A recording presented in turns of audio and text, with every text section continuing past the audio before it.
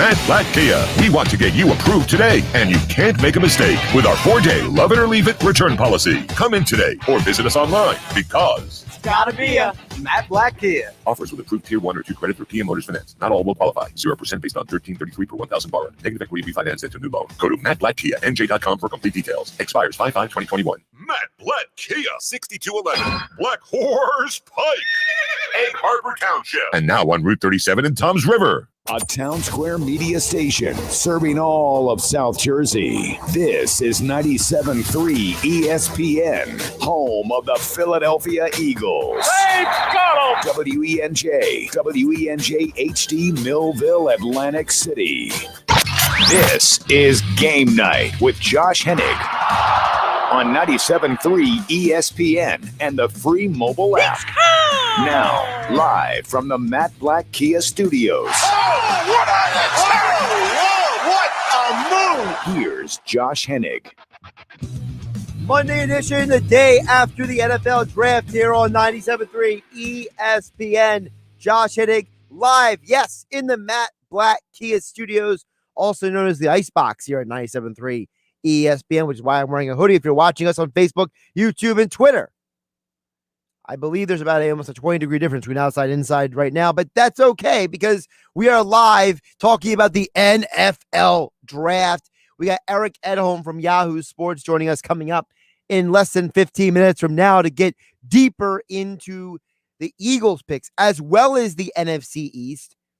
So he'll join us coming up to recap. We got to recap basically the whole week. The whole week we're going to recap the draft until we're all draft out, okay? You guys can chime in 609-403-0973 on the text where you're listening on 97.3 ESPN FM or on the 97.3 ESPN mobile app. If you're watching on Facebook, YouTube, and Twitter, you can comment there. If you follow at 973 ESPN, you can comment while you watch the show. So, I wasn't able to talk about this on the air for Friday or Saturday, but I've been taking notes. I've been kind of like mentally compiling and virtually compiling and compiling notes. The biggest takeaway I have from the Eagles draft is this. They made a decision very early on that they were going to go best player available. And when I heard people like Jeff Mosher and others say that multiple times, I was a little put off by it because in abstract, being the person who says I'm going best player available implies that you may miss out on need. But seeing how the Eagles went about doing best player available showed me that their biggest concern was not repeating any of last year. No controversies, no overthinking, no fiascos. Just who's the top guy on our draft board? Who's the guy we feel most comfortable with panning out for us?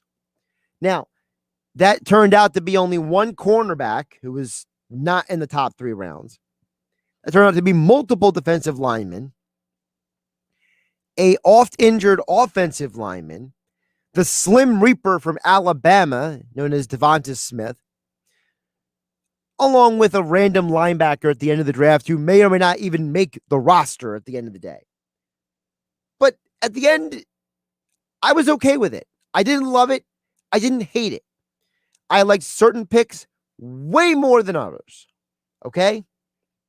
There were some picks that I looked at and I said, I'm good with that. Devonta Smith makes sense. He's your best player on your board. You feel that your offense needs that kind of player. I get it. Landon Dickerson, not the guy I would have picked, but I get it. Milton Williams, I don't love it, but I get it. You don't have a lot of depth at the D-tackle position. I think McPherson can be a contributor at some point. I don't know if he's going to be an NFL starting corner. It depends on him and his development, but I think that he is certainly a better option than some of the other guys because you don't need a slot corner like Kelvin Joseph. You need an outside corner. You don't need an Aaron Robinson who is projected to be either a safety or a hybrid safety or a slot corner. you need an outside corner, and McPherson is the closest thing you'll get to that point. I think the Eagles played it safe. And I know for some people, that's not fun. That's not cool. After you went all in on a wide receiver in the first round, guess what? The flashy move was the first round. It wasn't the next 6 rounds. And I'm perfectly okay with that. Frankly, I'm a little surprised they walked out of there with 9 players, not less. That was my biggest surprise of the draft. It wasn't any specific player. It was, hey, you walked out of the draft with 9 guys. That shocked me a little bit. Because I really thought they would go less than that just because of the fact of they're tight against the cap and, they want maybe to go into the undrafted free agent route, maybe grab a couple guys on the cheap. But hey, you want to go draft 9 guys? I know all 9 guys aren't going to make the team. There's one player that I think might be the steal of this draft, though, that I have not named yet. Kenneth Gainwell of Memphis. Let me tell you about Kenneth Gainwell. At 22 years old, this young man has a chance to be paired with Miles Sanders and be one of those dynamic backfields that all of you Eagle fans get jealous of when you see around the league. Gainwell is a guy, first of all, who was a former receiver turned running back who got more running back snaps than Antonio Gibson, who is now one of the primary backs down in Washington.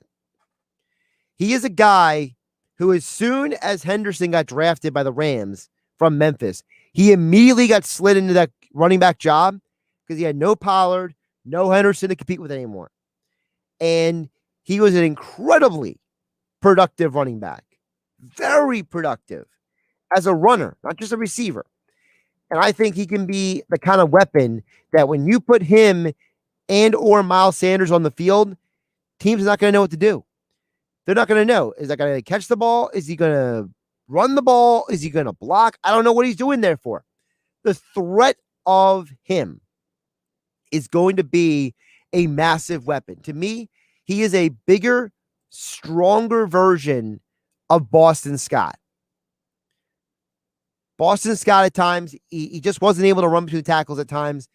Gainwell can run in between and outside the tackles. This guy may end up being the steal of the draft because he is somebody that makes a lot of sense to me. I love what he brings to the table. I love what he can be for this team. And I think that's where you're going to look at a few years from now. And you're going to be like, hey, Devonta Smith is great. He's doing well for us. Dickerson's our starting center or starting guard, depending on what happens in this couple of years. But the guy you're going to look back on this draft and you're going to say, that's the guy the Eagles got that paid off. It's probably going to be Gainwell. Because he is that talented. And if he didn't opt out this past year, he's probably going to be gone before the end of the second round. At worst, the third round. He's that talented. He only got that far down because of who he is. I've told you guys before, these opt-outs, people are going to hold it against them. And I think that you saw that with a lot of players. A lot of players who could have been second-round picks fell to the third and fourth and fifth rounds. Guys who would have been first-round picks were late first-round picks or second-round picks. It's all because of these opt-outs. So it's a big part of the puzzle. Again, I don't hate the Eagles drafts. I don't love it, but I'm intrigued by it. And I really like what Gainwell can bring to the table. Get some of your thoughts. 609-403-0973 is the text board. If you're listening on the radio, we also live on Facebook, YouTube, and Twitter, where you can watch the show here on 97.3 ESPN. Don't forget Eric Edholm from Yahoo Sports joining us in about 5-6 minutes from now. We'll get to him as well as your guys' comments on the text board at 609-403-0973. Shout out to everybody watching on Facebook, YouTube, and Twitter. If you're watching us here on 97.3 ESPN. Show being brought to you by Matt Black Kia. Matt Black Kia wants to get you approved today. It's Matt Black Kia on the Black Horse Bike in Egg Harbor Township. Visit them online at mattblackkia.com. All right, we're going to hit the break. We'll be joined by Eric Edholm coming up in just a bit. Also, we will be joined by Kevin McCormick tonight, 6:40. Sixers back in action tonight versus the Chicago Bulls. You get all the action right here at 9 p.m. on 97.3 ESPN. I thought last night's game was an extremely important win for this Sixers team. I really felt like they going into that game last night, that was such an important game for them to win because they had to go out there and win a game they were supposed to win, even when things went sideways. It showed their commitment to trying to win. It showed their desire to win. I thought it was important. And I think that I can't guarantee you're going to win this game tonight, but last night was very important. It was an opportunity for them to make a statement that they're not going to be pushovers. By the way, a little Phillies movement news. Phillies have recalled left-handed pitcher Christopher Sanchez from the alternate site, option Scott Kingery to the alternate site. I think you're going to start seeing some more Phillies movement on the roster. These last couple of weeks have been really rough watching some of these guys go out there, attempt to hit, and not being very good at hitting. That's for sure. But we will get into the Sixers coming up with Kevin McCormick at 6:40 tonight. But next, we will be joined by Eric Edholm from Yahoo Sports right here on Game Night on 97.3 ESPN FM, live on Facebook, YouTube, and Twitter. We can watch the show here on 97.3 ESPN. Don't forget the 97.3 ESPN mobile app for your Eagles, Phillies, Sixers, Flyers, and high school sports coverage. Just download the 97.3 ESPN mobile app. Customize your alerts for all the news you want to get on the 97.3 ESPN mobile app. And it's free. Thanks to First Bank of Sea Isle City. It's Philadelphia Flyers hockey tomorrow on 97.3 ESPN and the free mobile app with Tim Saunders and Steve Coates calling all the play-by-play action. The Flyers score! The Flyers host the Pittsburgh Penguins. It's Philadelphia Flyers hockey on the radio home of the Flyers in South Jersey, 97.3 ESPN. And listen live on the free mobile app. Coverage begins at 7 p.m.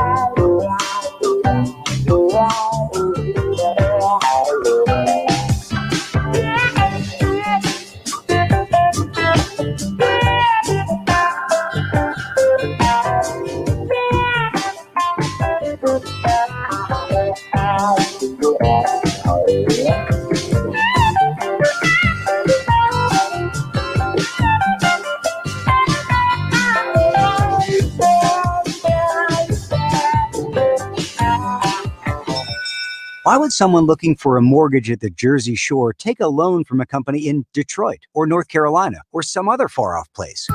Online mortgages promise a lot, but don't always deliver. First Bank of Sea Isle City knows the Jersey Shore. We are local lenders. We use local appraisers and provide in-house processing. We understand the unique obstacles of financing in Cape May County. Don't take a chance. Local banking is better. Let us guide you. First Bank of Sea Isle City. Member FDIC, Equal Housing Lender. You're listening to Game Night with Josh Hennig on 97.3 ESPN and the free mobile app. Josh Hennig here on Game Night on 97.3 ESPN. We're going to get more back into the NFL draft right here with Eric Edholm from Yahoo Sports. We'll get to your thoughts and comments a little bit later in the hour. 609-403-0973 is the text, but also all of you watching on Facebook, YouTube, Twitter, we will get to your comments as well a little bit later in the hour. But as promised, joining us right now on the Boardwalk Honda Hotline, Yahoo Sports, Eric Edholm covers the NFL draft to get into what his takeaways were from the draft. Check out his full draft recap over at Yahoo Sports. Eric, how you doing today? I'm all right.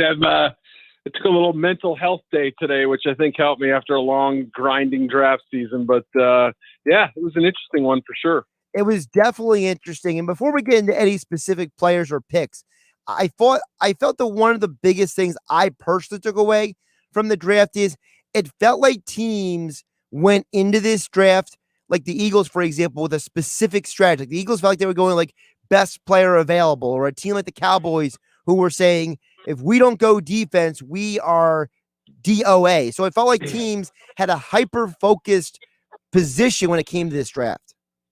Yeah, I think that's a good way to say it. I mean, obviously, you had some teams who were kind of on the fence a little bit about quarterback or no quarterback. And that was an interesting one to see. Atlanta could have taken one. They went Kyle Pitts.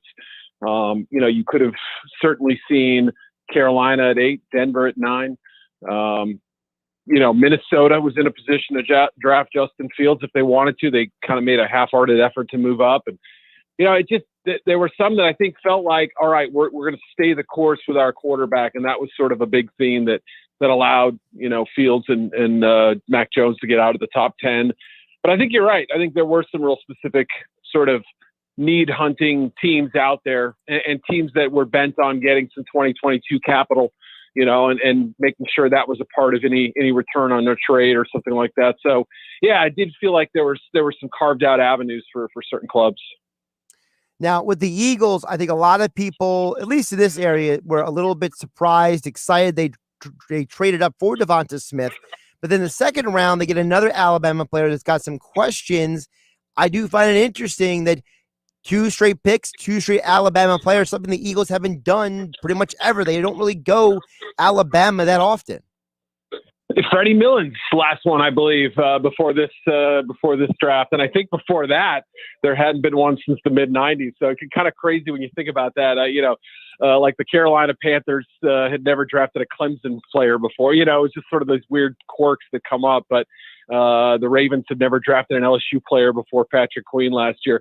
But yeah, no, I mean, just the players themselves. I think the fit is tremendous. I mean, I really think Devontae Smith's going to step in and be, active and a big participant in the passing game. He might help open up things for Jalen Reagor even and the rest of the receiving core. So, Landon Dickerson clearly is the wild card because of that injury factor. I think he would have been a top 20 pick had he not had basically 4 season-ending injuries or 4 of the last 5 years end with injuries. So, that's the hard part is the player is the type of guy who 31, 32 offensive line coaches bang the table for and say, I want this guy. He can play guard. He can play center. He's got great size. He moves well. He's extremely tough, very smart, natural-born leader.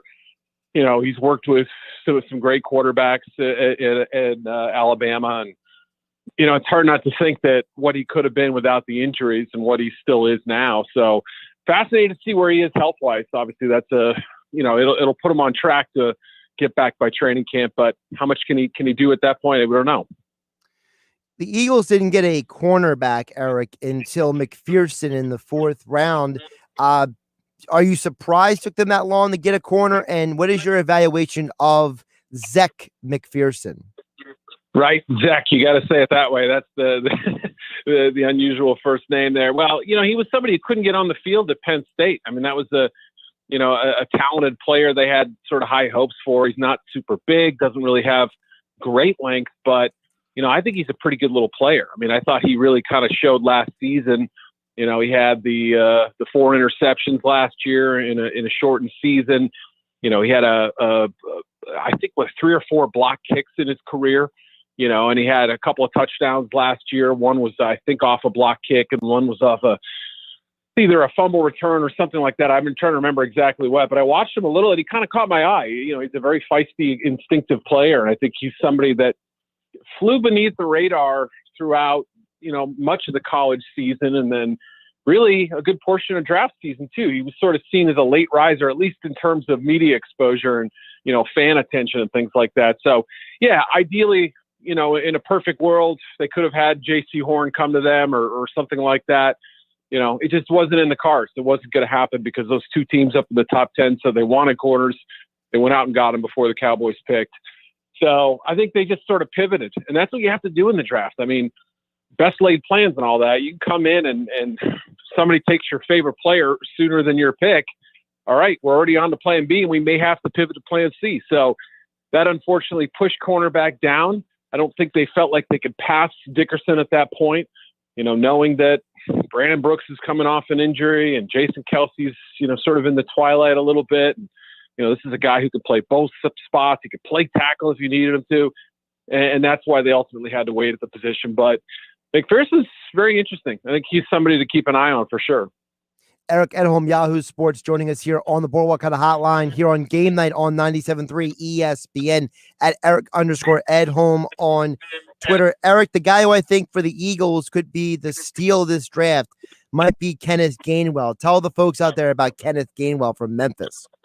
Yeah, he's a really interesting player. And I mean, the opt-out season seemed to have kind of hurt him a little bit. I mean, they, kept kind of facing questions about, what the effect was going to be. And, for top players like Micah Parsons and Penei Sewell, it didn't really have much of an effect. Those guys were always going to go high. But, for Gainwell to go where he did, I want to say, around the 150th pick or something. That was about 2 rounds lower than I thought he would go.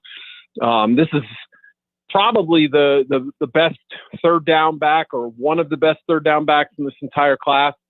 Not a big guy, kind of a bigger Boston Scott a little bit. I mean, I don't know. That was one way somebody described him the other day. But he's kind of got a squirting running style, but he's also tough.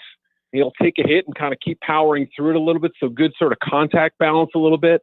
Not big. I don't know how much of a volume guy he's going to be, but I absolutely think that, he and Miles Sanders have a way to kind of pair up, and it could take some of the workload off of his shoulders a little bit. We know injuries are a little bit of a story for him as well. So I thought it was absurd value at that point and did a great job. I thought he all day long should have been a top 100 player. So, again, that's one of the reasons why I like the Eagles draft. They kind of let the draft come to them in a certain respect and weren't afraid to take players that had fallen out of their expected range. So that was one of my favorites for them for sure.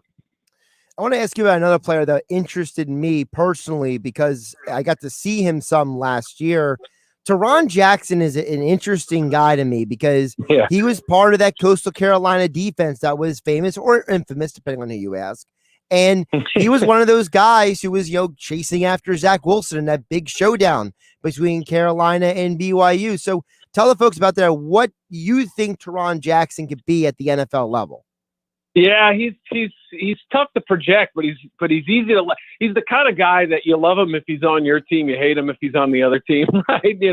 He got some penalties. He sort of plays through the whistle. He's got like a little bit of a kind of a Hugh Douglas type chip on his shoulder. I mean, I'm not saying he's going to be as good as Hugh Douglas. I'm just saying if you're looking for sort of a style comp, that's him. He's a highly aggressive player, made a ton of plays in the backfield. That Coastal Carolina defense had, 3 or 4 really good talents on it. So he was kind of the leader of the group a little bit. And I saw him early in the year against Kansas. He was in the backfield all night. I don't think he had any sacks, but I just remember him kind of living in the backfield and pressuring and, making his impact felt. And then, of course, the big game against BYU, against Zach Wilson, had a big hit on Wilson and, sort of made his presence felt a little bit, like standing over him a little. And he's got a chip on his shoulder. He's an undersized rusher, but he's got really powerful hands. Like, he'll shock you and kind of knock guys back. He's got a feisty play temperament.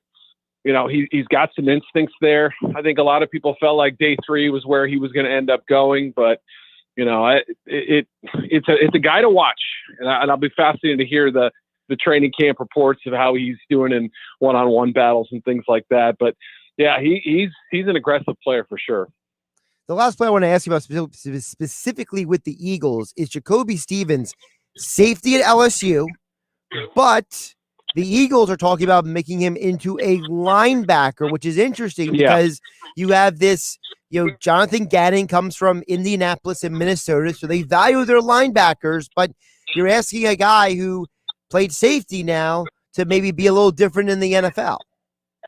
Yeah, I mean, he was up in the box a lot. He was obviously somebody who could, support in the run game and made some plays in coverage too, and not a giant guy. We're not talking about a 230-pound safety. He was more in the 210, 215 range, but that was the spot that I think as the NFL kind of takes linebackers off the field or puts more speed and emphasis on that at that position, we see more, 4-2-5 alignments in the NFL, obviously.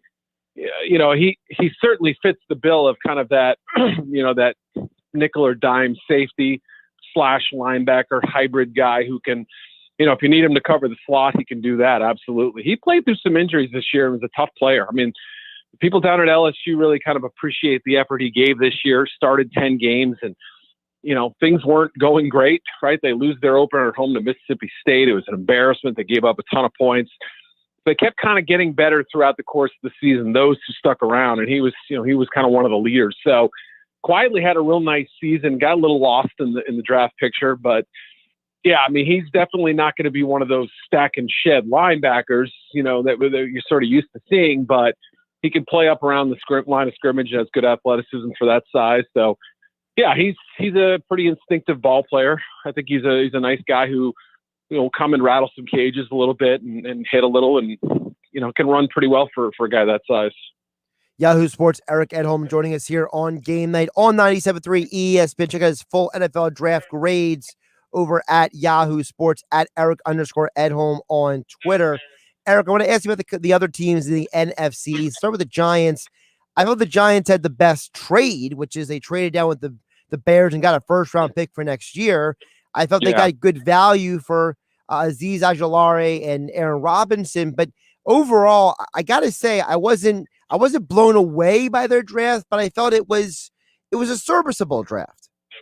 Yeah, trading down twice. Dave Gettleman was asked before the draft. He'd never done it before. Like, are you ever going to trade down? It was almost like he was sort of sticking it to the media or having a little fun with it anyway. But yeah, getting the pick next year from the Bears is obviously the big coup, and they're clearly hoping that Justin Fields would struggle as a rookie if he got in there in Chicago. So yeah, I mean, I think they wanted J.C. Horn too. I think the Eagles and Giants both were in on Horn, and when he went number 8, that sort of forced both teams into a little bit of retreat mode and sort of stacking the deck. And, the Eagles obviously vault up over them. And I think they clearly felt like Devontae Smith was their second option behind Horn, or that he may have been their first for that matter. So it was interesting to see them pivot and go with Kadarius Toney. I had mocked Toney at number 20 to the Bears probably about a month ago. And, talking to some people around the league, there were some teams that put second round grades on him, and some people felt like they wouldn't take him in the top 20. They didn't think that he was a refined enough receiver. He was more of a gadget guy and hand it to him on reverses and, short bubble screens, use him on returns, that sort of thing. But he's electric. I mean, it's going to take him a couple years to figure it all out, I think. The former high school quarterback who's still relatively new to the position, missed some time with injury in 2019. So, I was having a hard time figuring out exactly what his value should be. I ended up giving him a second round grade. So didn't necessarily love the pick, but like you said, when you get a trade value that good, I think it makes a lot of sense. And they added obviously a lot of talent, Kenny Golladay and everybody else. So you're right. Ojulari is my favorite pick. Aaron Robinson was probably my second favorite pick. They got Greedy Williams' brother Rodarius late in the draft. This kid Ellerson Smith from UNI is pretty good. I mean, overall, it was I think a solid crop. I think they'll get 3 players out of this class. The Cowboys, I believe, drafted 8 defensive players in the draft over 3 days. And listen, I love the Parsons pick. It just makes so much sense for what they need. Calvin Joseph, I'm a little lukewarm about. The pick I really like is Jabril Cox. I think that guy has a chance to be an impact player. Maybe not like a superstar or anything like that, but I'm like just an impact starting linebacker for 8 years. He's that kind of solid type of dude. I think that makes sense for what the Cowboys need. Yeah, absolutely. I mean, I had a top 60 grade on Jabril Cox. He was my number 52, 3, 4. I don't remember, somewhere in that range.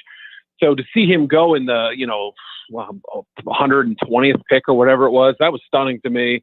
They took a corner before that, Nashawn Wright, who I thought was, like a 6th, 7th round pick. They took him right before Cox, their choice before him, and that shocked me a little bit.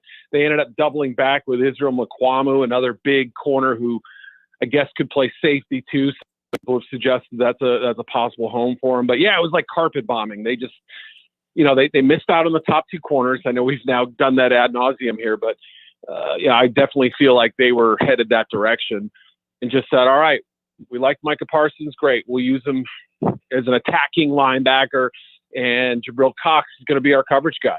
So what does that say about Leighton Vander Esch and Jalen Smith? Those guys were 1st and 2nd round picks. And, for teams that may only play 2 linebackers the majority of the time, that sends a message that maybe they're a little bit concerned about those guys long term. They weren't very, either healthy or good last year in the case of Smith. So, yeah, kind of a confusing draft, but I understand their thinking is let's just unload the chamber and let's get as many defensive players in here to help one of the worst units in the NFL last year. The final team in the NFC East is the one that confused me the most. Eric Edholm, Yahoo Sports, joining us here on the Boardwalk on the Hotline here on Game Night on 97.3 ESPN. I mean, Jamin Davis, I know people liked him, but the 19th pick felt really, really rich for me. I mean, Benjamin St-Juste he's solid. I mean, De'Ami Brown's a nice player, but it just felt like they were just kind of like throwing darts and almost seeing what landed after a while.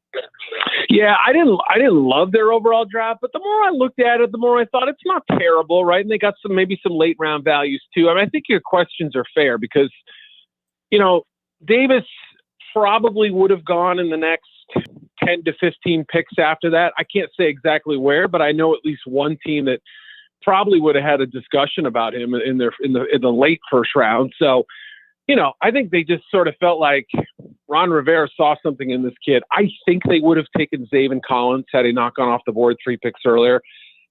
This is me speculating a little bit. I haven't gotten that from the Washington football team or anything, but putting some dots together, they were a team that was very, very interested in Collins from what I could tell.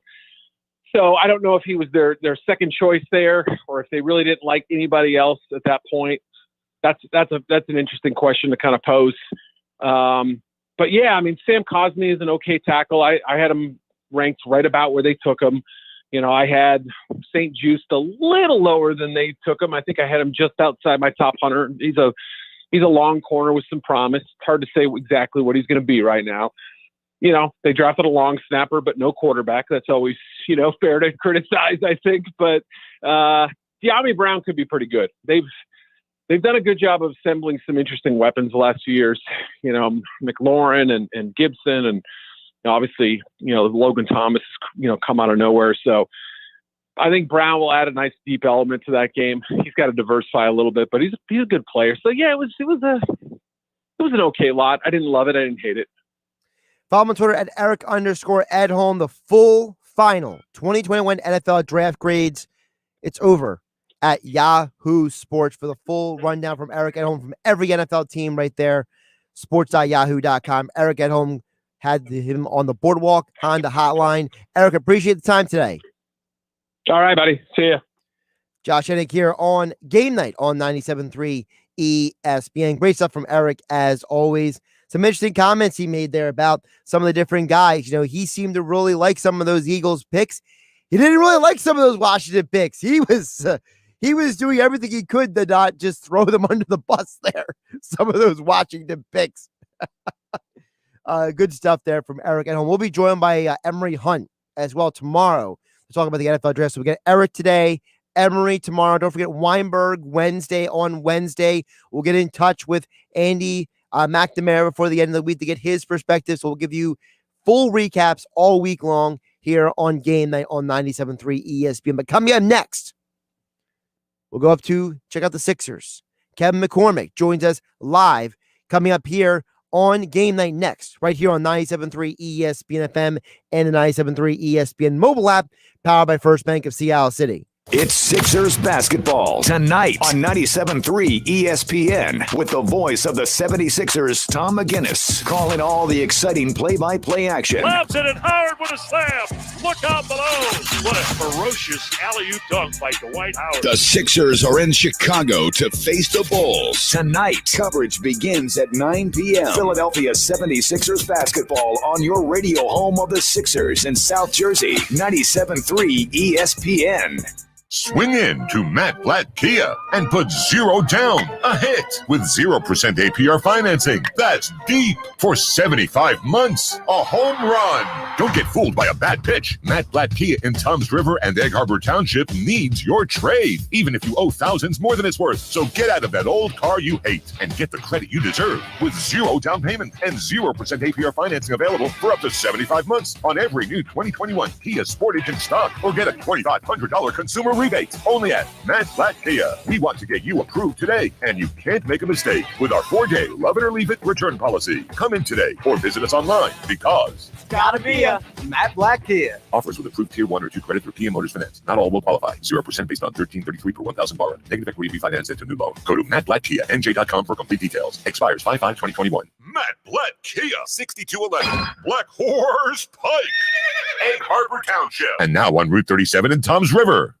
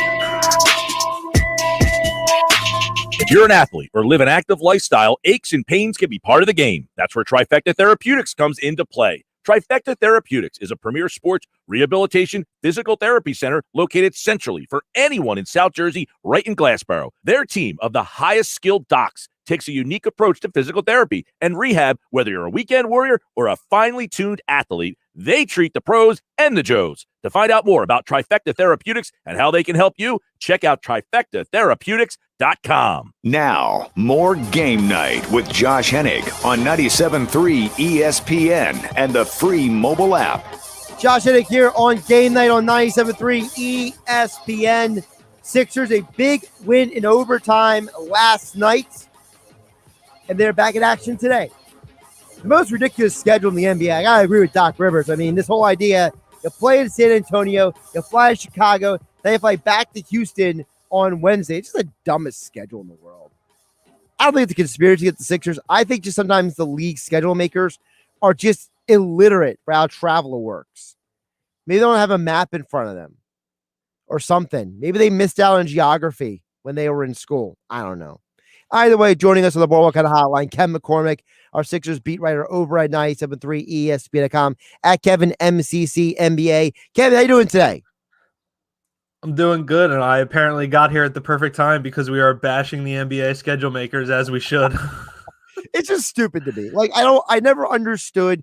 And it's not just the NBA. It's the NHL does the same thing. Like, some of these teams, like where they go at different, I don't know if it's an NBA, NHL thing, because it almost never happens in the NFL because it's a full week of separation, right? Baseball, they're pretty good at making sure you're not going into anything crazy. But basketball and hockey is like the two sports where it's like, oh, you want to play back-to-back? You don't play New York. You got to travel all the way to Minnesota. And it's like, oh, by the way, you're going to be back in New York 2 nights from now. Like, wait, what? Why are they going to New York in the first place?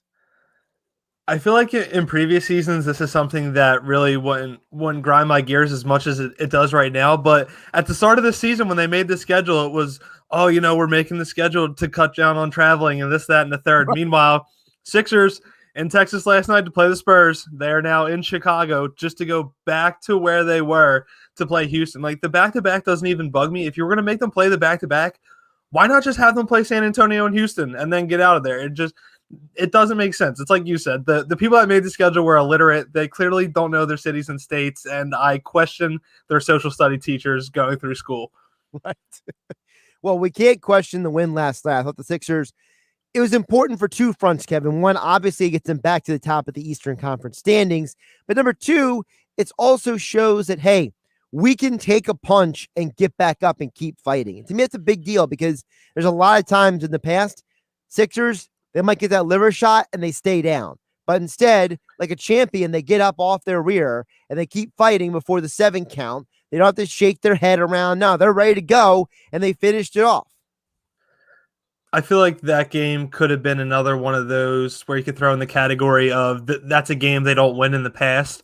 Because I agree, there could be times where maybe in previous years when the Spurs just kind of stick it to them that they might just roll over and be like, all right, we're just going to take this loss because they don't want to just take care of business. But the biggest thing that takes away from me is I agree with everything you said. They showed that fight. Even though the Spurs tried so hard to steal that game from them, they just refused to let it happen. But the biggest thing for me was they showed that they can win, a grinded out game when 2 of their 3 top players were really struggling. Although Ben Simmons tipped in the game-winning shot, he only finished the game with 5 points. Tobias Harris only finished the game with 6 points. That's 2 of your top 3 guys totaling 11 points through 4 quarters and an overtime period. So the fact that 2 of your main contributors were struggling that much and you still found a way to grind it out and steal a win in a sense was a huge takeaway for me. Sixers pregame coverage here on 97.3 ESPN being brought to you by Trifecta Therapeutics in Glassboro, South Jersey's premier sports rehabilitation and physical therapy center. Treating the pros and the Joes. Visit them online, trifectatherapeutics.com. Kevin McCormick joining us here to preview Sixers versus Bulls tonight. They played last night. They beat the Spurs in overtime. They're back in action tonight. Before we get to the game tonight, you mentioned this on Twitter, and it's a great point by you. Seth Curry looks like Seth Curry again. Whatever the after effects of him dealing with COVID was, he seems to shaking it off now, shooting 63% from 3, almost 14 points a game. Like, this was the Seth Curry we saw at the beginning of the year. And if we're getting the Seth Curry now, to me, that's a good sign, Kevin, that he's going to be that guy for the playoffs. It's a great sign. And not only is he hitting at a high percentage, he's also shooting without almost no hesitation, which is the biggest thing. Doc Rivers has talked about it a lot all year, that it's something he's really tried to get through to Seth, is that even when you feel like you have the slightest window, just to take it, because when you have nights like last night where he gets hot and the rims must have been looking like they were 10 feet wide to him the way he was knocking down shots, it adds another element to to their offense. That they need that outside shooter, they need that spacing, and when he's hitting shots like that, teams need to account for him. And when accounting for him, it makes it a lot harder to shift your defensive focus to Joel Embiid, to Ben Simmons, to Tobias Harris, even to Danny Green, who can get hot when left open at times. So great to see Seth finding his stride. I agree. He definitely looks like the Seth Curry that we saw to start off the season. Scoring 22 points on 10 shots is no small feat, and he deserves major credit for that, stepping up when they needed it with Tobias and Ben struggling. But timing's great. The playoffs are right around the corner. They need him on his game, free-flowing in that offense, because when he gets hot, they're a very tough offense to stop. Now, Kevin, obviously back-to-backs are not easy for anyone. Sixers have to jump back on the road. Although they are -6 favorites at Chicago today, I don't think this will be an easy game either, because it is coming off of a back-to-back. And Chicago is still fighting for that play-in game situation, so they're not going to have an easy game here at all in terms of a team that still thinks they have a chance at something. I feel like we could be in a very similar situation that the Sixers were in on Sunday night against the Spurs, and that you're playing a young team who's still, like you said, in that play-in tournament conversation. They could be without Zach LaVine and Nick Vucevic, but they still have a lot of young talent. They're still going to come out. They're still going to play hard. They're coached well by Billy Donovan, who, as we saw last year with that Thunder squad, is capable of taking some younger talent and being able to overachieve. So this can't be a game that the Sixers roll over. I know they have the easiest remaining schedule, but night in and night out, they need to remain that focused. They have a chance to, have a very clear runway to the postseason, have all the momentum they need, secure that top seed, and hopefully get some well-needed rest in there, and they can't afford to have those mental lapses against some weaker teams. Yeah, and to me, it's not the strength of the schedule that's important to me as it is the matchups and when the nights they happen. The Bulls are not a huge problem if it wasn't on a back-to-back, right? It's not that you're worried about the Pistons. It's on a back-to-back with the Pelicans. You're not worried about the Magic. You're worried about the fact that the last game of the season might actually matter more than you maybe really want it to. So, it's the circumstances around these games, to me, Kevin, that speak more to the game than anything. The Sixers have done well in their recent back-to-back, so I'm not too worried. I feel the biggest thing for me is just focus. Although back-to-backs are a tough situation, if you can keep your focus and understand that you're the better team and go out there and just take care of business, I feel like they can overcome being in this back-to-back. Granted, they're going to be a little more exhausted than usual having to go into overtime on Sunday, but just remaining that focus and not turning this game into a mental lapse just because you're on the second leg of a back-to-back. It's easy to use as an excuse, and a younger, more inexperienced team might do that and drop a game like this, but the Sixers have shown, with Doc Rivers, with the veteran leadership they have, that they've been able to up their focus and really maintain that high gear. Kevin McCormick joining us here on Game Night on 97.3 ESPN at Kevin MCC NBA on Twitter. Sixers versus Bulls tonight, 9 o'clock here on 97.3 ESPN. Now, as we also go down the stretch, what are you learning about Doc's rotations? I found some of these rotations are interesting. He's given more time to Korkmaz. It seems like more and more that it looks like the rotation is going to be a lot of guards and Dwight Howard coming off the bench. It's really not going to be, Mike Scott, Anthony Tolliver, Paul Reed. It looks like Doc is saying more and more that he's going to use that Ben Simmons, Tobias Harris as an interchangeable at the 4. I feel like that's not too shocking either, because when discussing this playoff rotation, we even talked about it before, that Mike Scott was kind of that guy who was on the outside looking in. And although Anthony Tolliver has been, nice in his time here, and he has the veteran savvy and the IQ, and he always makes the right plays, he's another one that you really don't have that strong of a case of you have a spot in the playoff rotation guaranteed. So the fact that Doc is going to a smaller all bench unit now isn't that surprising, because a lot of those guards and wings are what you're going to need coming off the bench, because your starting lineup in general is so big. I mean, Ben Simmons could technically be a guy you could play the power forward spot, same with Tobias Harris. So they'll most likely eat up a lot of those. But I also like that Doc is using Matisse essentially as a power forward in that all bench unit as well. You're adding George Hill onto the floor, so you have all that ball handling with Milton and Korkmaz and Hill, enough shooting as well. No more clunky issues with that second unit with Thibault and Howard out there. And with that added space, you're now able to explore Matisse Thibault a little more as a cutter, which is something that he's been able to grow. That part of his game's been very nice. Him moving off ball. We've seen a lot of nice plays recently, most notably when he caught that lob off Tyrese Maxey after cutting back door. So I think that smaller lineup gives them a little more versatility, a little more optionality, and it could be something that we see a lot more of in the postseason. Follow him on Twitter at KevinMCCNBA for all your Sixers and NBA coverage. Kevin McCormick writes for 97.3 ESPN.com. Check out his post-game coverage tonight. Also on the 97.3 ESPN mobile app. Sixers versus Bulls, 9 o'clock. Tom McGinnis on the call right here on 97.3 ESPN FM. And Kevin McCormick is all guests appear on the Boardwalk kind of hotline. Kevin, I guess we'll talk again on Wednesday. Sounds good. Looking forward to it. Kevin McCormick, always good to talk to him about the Sixers. Great perspective on the team. And I always love hearing from Kevin as well because of the fact that, he gets to get into those press conferences, hear from Doc Rivers, talk to those guys, kind of get that feel for the team. As promised, I want to get to your thoughts and comments before we get out of here. It's first at the text board, 609-403-0973. Dexter Jones says, Josh, why did the Eagles pass on Asante Samuel Jr. in the second round? And then again in the third round, passing on the cornerback from Stanford, Adebo. So a couple of things. One, it seems like more and more that coming out of the draft analysts and the quote-unquote experts out there, a lot of people felt that Asante Samuel Jr. was a slot corner and not an outside corner. So I don't agree with that. I think Asante Samuel Jr. can be an outside corner, but these people, their jobs are paid to evaluate talent. So I'm going to assume that maybe they know something that you and I don't, and that's why they passed on him. Adebayo is a situation where another guy who was affected by not playing this past year, the opt-out, he played for a couple of years at Stanford, didn't play this past year at all. I think that hurt his evaluation process. I think teams are not fully sure what he is at this level. I think that has something to do with that. So I think that's why they passed on those two guys. I think it had to do with the fact that they wanted a good best player available, and they looked at a Samuel and said that he's not in a position of need because we don't really need a slot corner.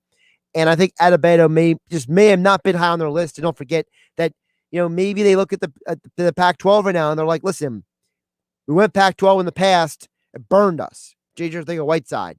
Do we really want to go back to Stanford again for a guy who didn't even play this past year?